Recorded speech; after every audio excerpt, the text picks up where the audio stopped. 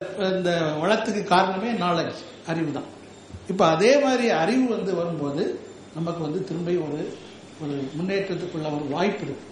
அப்ப அந்த அறிவை நம்ம அறிவு தொழில்நுட்பம் இந்த இதுல தமிழை நம்ம கொண்டு வந்தோம்னா தான் நம்ம முன்னேற்றம் முடியும். வெறும் தமிழ் தமிழ் சொல்லிட்டு இருந்தாக்கே அது முன்னேற்றம் வராது. அந்த காலத்துல இலக்கியம் அதெல்லாம் ரொம்ப முக்கியம். இப்ப நம்மளோட எல்லா விதமான இது இருக்கு. எது இல்லை நம்ம இதுலயோ அதுல நம்ம கூடுதல் இது பண்ணி, அதனால தான் இந்த அறிவியல் தமிழ்னு ஒரு திரு மயில்சாமி அண்ணாதுரை இது உள்ள கொண்டு வரதுக்கே நம்முடைய நாடு நல்ல சிறப்பாக அடையணும் கூடிய ஒரு காரணம் தான். இயற்கை வளங்கள், எல்லா இயற்கை வளங்களும் நம்ம நாட்டில் இருக்கு. நிறைய பேர் சொல்லுவாங்க இல்லை இல்லாம, அப்படி கிடையாது. எதை எடுத்தாலும் இருக்கு. நான் எல்லாத்துலேயுமே அதுக்குள்ள நிரூபித்து காட்டியிருக்கிறேன். அதே மாதிரி உயிர் வளங்கள், பயோடைவர்சிட்டி நம்ம நாட்டில் ரொம்ப சிறப்பாக இருக்கக்கூடியது பயோடைவர்சிட்டி. மனித வளம் உங்களுக்கு எல்லாத்துக்குமே தெரியும். நம்மள்கிட்ட இப்ப இருக்கக்கூடிய 100 கோடி மக்களுக்கு மேல 540 மில்லியன், அதாவது 54 கோடி 35 வயசுக்கு கீழே உள்ள இளைஞர்கள். அப்படின்னு அவங்களுக்கு பொறுப்பு கொடுத்தோம்னா அந்த இளைஞர்கள் எவ்வளவு சாதிக்க முடியும்? வேற எந்த நாட்டிலையும் இவ்வளவு இளைஞர்கள் இல்லை. சைனால கூடுதல் ஜனத்தொகை இருக்கு, ஆனா இளைஞர்கள் இல்லை. அந்த மாதிரி வரும்போது நம்முடைய நாட்டை நம்ம மேலும் கொண்டு போகக்கூடிய வாய்ப்பு இருக்கு. அதை நம்ம பயன்படுத்திக்கணும்.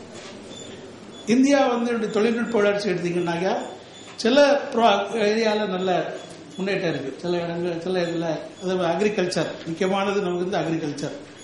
இதுல பசுமை புரட்சி, அதாவது கிரீன் ரெவல்யூஷன் சொல்லி வந்ததுல இருந்து அது நம்ம இப்போ 130 மில்லியன் டன் நம்ம இந்த கிரெயின்ஸ் இது நம்ம உற்பத்தி செய்யறோம். வெண்மை புரட்சின்னு ஒன்று வந்தது, பால். இன்னைக்கு உலகத்திலேயே கூடுதல் இந்த ப்ரொடக்ஷன் ஆஃப் மில்க், பால் உற்பத்தி செய்யக்கூடிய நம்முடைய நாடு இந்தியாவில் 100 மில்லியன் டன்னுக்கு மேல இப்போ ஒரு வருஷத்துக்கு நம்முடைய பால் கிடைக்குது. அதுக்கு ஒரு பெரிய புரட்சியை வந்தது. வர்கீஸ் குரியன் கூடிய ஒரு புரட்சியை கொண்டு வந்தார்.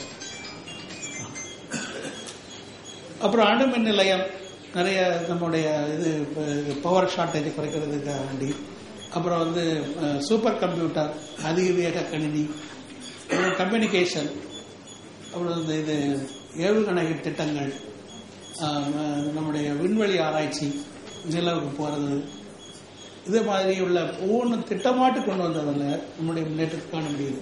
அதாவது எப்ப நமக்கு ஒரு குறிக்கோளோட நம்ம ஒரு வேகமா செல்றோமோ அப்போ அந்த இதை நம்ம அடைய முடியும். அதாவது முடியுங்கிறது இருக்குது. நமக்கு அதற்குள்ள முயற்சி தேவை. விண்வெளியை பத்தி அவர் அண்ணாதுரை சொன்னாரு. இந்தியா மேம்பாட்டிற்கு விண்வெளி ஒரு முக்கிய ஆதாரமாக விளங்கும் அப்படின்னு முதல்ல ஆரம்பிச்சது சராபாய். 10 வருடத்திற்கான திட்டங்களை கொடுத்து அவர் SLV ப்ரோக்ராம் ஆரம்பிச்சது. அதை இப்போ பெரிய நிலையில விண்வெளி வந்துச்சு. இப்ப ஏவுகலம், விண்கலம் இந்த தொழிலில் இப்போ நம்ம தன்னிறைவு அடைஞ்சிருக்கோம். Self life. இதே மாதிரி ஏவுகணை திட்டம், இந்த ஏவுகணை திட்டம் கூடியதை இந்த இந்தியாவுக்கு கொண்டு வந்தது அப்துல் கலாம் அதை கொண்டு வந்தாரு. அப்ப அவர் அதை ஆரம்பிக்கும் போது 83 அந்த இதை ஆரம்பிக்கும் போது நம்ம 20 வருடம் பின்தங்கி இருந்தோம் மற்ற போது. அப்படி பின்தங்கி இருக்கக்கூடிய சமயத்தில் நம்முடைய முயற்சியிலே செய்யக்கூடிய அந்த இது மாதிரி விண்வெளி இந்த இது ஏவுகணை நம்ம செய்யறது அது முடிஞ்ச பிறகு பின்னாலேயும் 20 வருஷம் தள்ளிதான் இருக்கும். அதனால கூடுதல் இருக்கும், கேப் கூடுதலா இருக்கும். அப்படி இருந்ததுனாக்கா நம்முடைய ஆர்மி, நேவி, ஏர்போர்ட்ஸ் அவங்க வாங்க மாட்டாங்க. ஏன்னா அவங்களுக்கு எப்பவுமே இந்த லேட்டஸ்ட் அது இருக்கணுங்கிறது தான் பார்ப்பாங்க. அப்படி இருக்கும். அதனால நம்ம இதை எப்படி கொண்டு வர்றது, இந்த அவங்களுக்கு ஈக்குவலாட்டி எப்படி கொண்டு வருது, அதுதான் தொழில் உபயோகப்படுத்தும் பொழுது தொழில்நுட்ப பொருளின் அதிவேக செயல்திறன் இருக்கணும். அது state of the art technology. அப்படி இருந்தால் தான் அவங்க அந்த எக்யூப்மெண்ட் எடுப்பாங்க. விவசாயம், ஏவுகணை இது எப்படி செய்யணும்னா நமக்கு தொழில்நுட்பத்தில் ஒரு புதிய திட்டம், இந்த புதுமையான நமக்கு தொழில்நுட்ப அறிவு நமக்கு தேவை. அதை எப்படி கொண்டு வருவது, இந்த மாதிரி தான் நாங்கள் ஆராய்ச்சி பண்ணி மற்ற நாடுகள்லாம் சேர்ந்து ஒரு இது போட்டுருக்காங்க. MTCR, missile technology control regime. அது எல்லாமே பெரிய நாடுகள்லாம் சேர்ந்து அதன்படி எந்த விதமான உதவியும் இந்தியாவுக்கு செய்யக்கூடாது இதுதான் அதனுடைய இது. அப்படி இருந்தும் இப்ப நம்மளே செய்யணும். இப்ப நம்மளாம் யார் செய்வா? யூனிவர்சிட்டிஸ், பல்கலைக்கழகங்கள், அது மாதிரி அந்த இண்டஸ்ட்ரீஸ், தொழிற்சாலைகள், இவங்களோட கூட்டு சேர்ந்து ஒரு சிஸ்டமாட்டு சேர்ந்து ஒவ்வொரு இதாக செய்யணும். ஒவ்வொரு தொழில்நுட்பங்களும் நம்ம செய்யணும். இந்த இதில் 5 மிசைல் நீங்க பார்க்கலாம், ஏவுகணைகள். பிருத்திவி சான்ஸ்கிரிட்ல பேர் வச்சிருக்கிறது. பிருத்திவினாக்கா ஒரு பிளேஸ், உலகத்தில் ஒரு பிளேஸ் இன்னொரு பிளேஸ், இப்போ தரை டு தரை. அது மாதிரி அக்னிக்கூடியதும் அதே மாதிரி தான். ஆனால் அது மேல் போய் திரும்ப அது ரீஎன்டர் ஆகக்கூடியதுதான் அக்னி. நாகுக்கூடியது, நாகுனாக்கா நம்முடைய நல்ல பாம்பு, கோப்ரா, அது மாதிரி அது போய் இந்த டேங்கை அட்டாக் பண்ணக்கூடியது. ஆகாஷ்க்கூடியது ஆகாஷ்ல யுத்தத்தை உண்டாகக்கூடியது, மல்டி டார்கெட். அது திரிசூல்ங்கிறது 3 இது ஃபார்மேஷன். இப்படிப்பட்ட 5 ஏவுகணைகள் அவர் அப்துல் கலாம் அவர் ஆரம்பிச்சார். இதுதான் பிருத்திவியினுடையது. பிருத்திவியினுடையது தரைக்கு தரை போகுது. இப்போ அது மாதிரி மற்றவங்க செய்திருக்காங்க. அப்போ மற்றவங்க இந்த மாதிரி ஒரு ஏவுகணை செய்யும் போது நம்ம புதுசா என்ன செய்ய போறோம்? அவங்கள எப்படி நம்ம அவங்களோட முன்னோடியா இருக்கிறது? இதில் தான் தமிழ் அறிவு வருது. அவர் சொன்னார், தமிழ்ல படிச்சவங்களுக்கு கூட இது ஒரு நல்ல புத்தி வரும்னு சொன்னார்ல. அதாவது இவர் அப்துல் கலாம் தமிழ் தான் படித்தார், நாங்கள்லாம் தமிழ் தான் 11 வரைக்கும் படித்தோம்.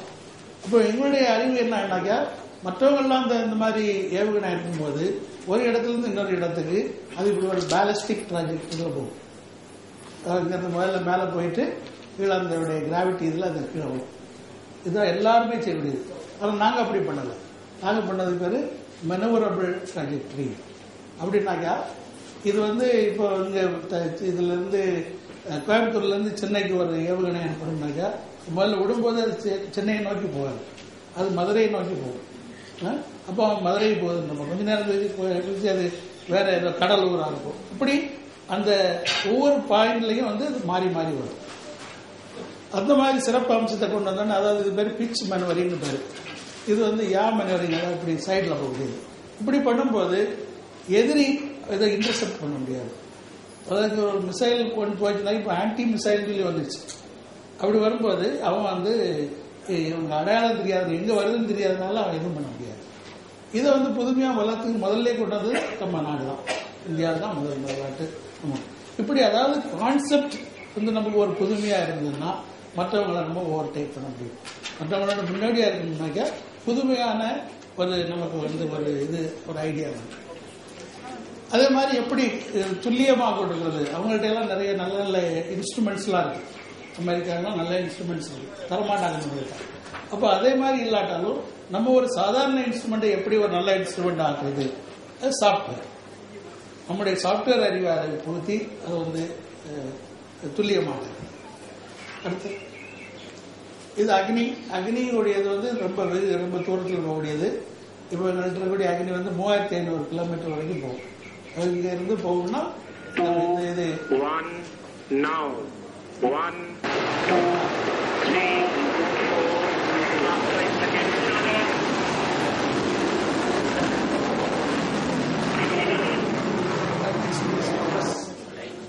அப்போ இது அக்னியுடைய 3 அக்னி இருக்குங்கள்ட்ட. 700 கிலோமீட்டர், அப்புறம் 2000 கிலோமீட்டர், அப்புறம் 3500 கிலோமீட்டர்.